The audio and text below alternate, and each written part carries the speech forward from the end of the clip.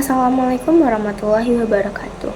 Perkenalkan, nama saya Zaratun Najwa Rahensya dengan NIM 25135160 dari Prodi Manajemen Perhotelan. Baiklah, pada kesempatan kali ini saya akan membuat video project dengan mata kuliah Pendidikan Pancasila yang bertema implementasi dan tantangan nilai-nilai Pancasila di era global. Di sini saya mengambil contoh tentang pantai yang tercemar. Baiklah, tanpa berlama-lama, mari kita lihat videonya. Baiklah, bisa kita lihat saat ini kondisi air pantainya sedang tercemar dikarenakan terjadinya bencana alam beberapa minggu lalu yang menyebabkan terjadinya banjir dan juga longsor, dan itu mengarah ke arah air pantai dan membuat air pantai saat ini menjadi tercemar.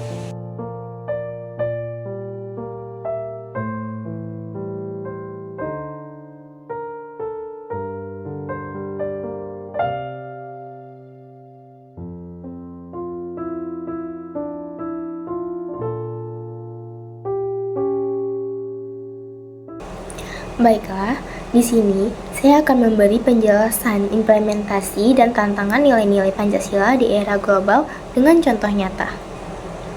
Baiklah, sila pertama yang berbunyi Ketuhanan Yang Maha Esa. Implementasinya menumbuhkan sikap syukur dan tanggung jawab untuk merawat alam sebagai ciptaan Tuhan. Mengajak masyarakat tetap menjaga kebersihan lingkungan pasca bencana sebagai bentuk rasa syukur atas keselamatan. Kalau tantangannya, saat terjadi bencana, fokus masyarakat lebih ke menyelamatkan diri sehingga kepedulian lingkungan menurun.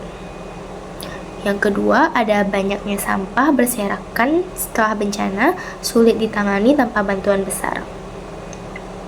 Yang kedua, ada sila kedua yang berbunyi kemanusiaan yang adil dan beradab. Implementasinya memberikan bantuan kemanusiaan kepada masyarakat pesisir yang terdampak pencemaran air laut.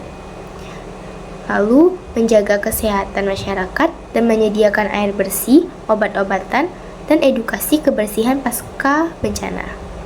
Kalau tantangannya, korban bencana sering kekurangan akses air bersih karena air laut yang tercemar. Lalu, proses pemulihan lambat karena kurangnya fasilitas dan tenaga bantuan. Yang ketiga, ada sila ketiga Pancasila yang berbunyi Persatuan Indonesia. Implementasinya melakukan kerja bakti nasional atau lintas daerah untuk membersihkan pantai pasca bencana. Lalu, lembaga pemerintah, relawan, dan masyarakat bekerja sama menjaga laut dari kerusakan jangka panjang.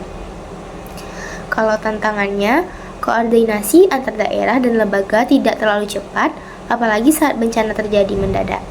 Kedua, pengaruh global, misalnya sampah laut dari negara lain, ikut memperparah kondisi sehingga perlu kerjasama internasional. Yang keempat, ada sila keempat Pancasila yang berbunyi kerakyatan yang dipimpin oleh hikmat kebijaksanaan dalam permusyawaratan perwakilan. Implementasinya ada pemerintah mengajak masyarakat berdiskusi dalam penyusunan rencana pemulihan lingkungan pasca bencana, lalu mengambil keputusan bersama terkait zona evakuasi, penanganan limbah, dan pembersihan pantai. Tantangannya ada saat bencana, keputusan harus cepat, sehingga musyawarah sedang sulit dilakukan. Lalu, perbedaan pendapat antar pemerintah, warga, dan pihak industri membuat proses pemulihan lebih lambat. Yang terakhir, sila kelima Pancasila yang berbunyi keadilan sosial bagi seluruh rakyat Indonesia.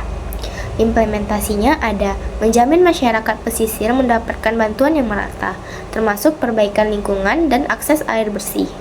Lalu, memberikan dukungan kepada nelayan yang kehilangan mata pencaharian karena air laut tercemar pasca bencana.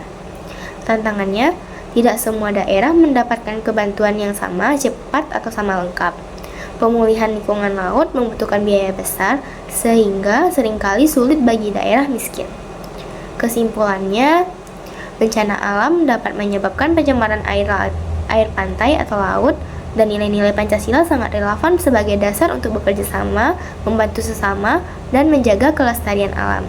Namun, tantangannya muncul karena kondisi darurat, koordinasi yang sulit, keterbatasan fasilitas, dan pengaruh global yang memperparah situasi. Baiklah, penutupnya itu ada refleksi singkat dari saya. Pencemaran air laut akibat bencana alam mengingatkan kita bahwa manusia dan alam saling bergantung. Situasi ini menuntut penerapan nilai-nilai Pancasila seperti kepedulian, persatuan, dan gotong royong. Tantangannya adalah keterbatasan bantuan dan kurangnya kesadaran lingkungan sehingga pemulihan tidak selalu berjalan cepat. Kita belajar bahwa menjaga alam adalah bagian penting dari menjaga kehidupan bersama. Pesan moral singkat dari saya, jaga lingkungan sebelum bencana datang, lalu bersatu dan saling membantu membuat pemulihan lebih mudah, lalu utamakan kemanusiaan dalam setiap tindakan, dan yang terakhir adalah alam adalah tanggung jawab kita semua. Baiklah, mungkin sekian implementasi dari saya.